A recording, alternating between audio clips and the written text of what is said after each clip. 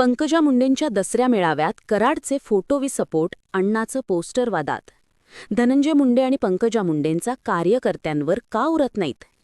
यंदाचा दसरा हा मराठवाड्यासाठी जरा जास्तच तापलेला पाहायला मिळाला, कारण ज्या मराठवाड्यात आधी फक्त भगवानगडावर दसरा मेळावा व्हायचा, तो भक्तिगडावर व्हायला लागला. आणि त्या मेळाव्याला उत्तर म्हणून आता नगत नारायणगडावरही मेळावा सुरू झालाय. एकीकडे पंकजा धनंजय या दोन्ही मुंडे भावाबहिणींची ताकद, तर दुसरीकडे मराठा नेते मनोज जरांगे पाटलांचं शक्तीप्रदर्शन. त्यामुळे मराठवाडा पुन्हा एकदा मेळाव्यातूनही 2 गटात विभागला गेलाय.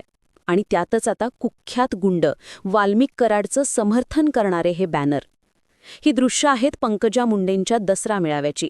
जिथे स्टेजवर पंकजा मुंडे, प्रीतम मुंडे आणि धनंजय मुंडे होते, तिथं गर्दीतल्या कार्यकर्त्यांमध्ये वाल्मिक कराडचे गुंडेही होते. आणि त्या गुंडांनी जे केलं ते अख्ख्या महाराष्ट्राने पाहिलं. आधी बॅनर फिरवले, वाल्मिक कराडच्या नावानं घोषणाबाजी झाली, स्टेजच्या दिशेनं चप्पल फेकली गेली आणि नंतर बॅरिकेड तोडून हे कार्यकर्ते स्टेजच्या दिशेने आले. आणि जेव्हा हे सगळं घडत होतं त्यावेळी स्टेजवर पंकजा मुंडे बोलत होत्या. धनंजय मुंडेंसह अख्खं मुंडे कुटुंब बसलेलं होतं. लक्ष्मण हाके स्टेजवर होते आणि समोर हा सगळा धिंगाणा चाललेला होता. वाल्मिक कराड, सरपंच संतोष देशमुखांच्या हत्येचा आरोप, ज्याच्या गँगनं देशमुखांना हाल हाल करून मारलं, त्याचं साम्राज्य असं होतं की हात लावायला पोलिसही घाबरायचे. घाबरायचे काय, थेट पोलिसही त्याच्यासोबत डील करायचे. याचे व्हिडिओही समोर आले.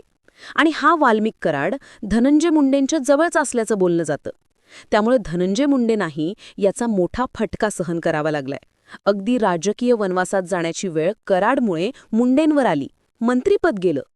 पण तरी त्याच धनंजय मुंडेंसमोर कराडचं शक्तीप्रदर्शन करण्याची हिंमत कराडच्या गुंडांकडून होते. दुसरीकडे मराठवाड्यात दसरा मेळावा हा राजकीय शक्तीप्रदर्शनापुरता मर्यादित राहिलेला नाहीये, तर आता त्याचं जातीय शक्तीप्रदर्शन होत चाललंय. आणि त्यामुळे गावागावात लोकांमध्ये वाद तयार व्हायला लागलेत. पंकजा मुंडेंचा हा मेळावा असो की तिकडे जरांचा, दोन्ही स्टेजवरून विखारी भाषणं समाजात दुपळी तयार करण्याचं काम करतायत.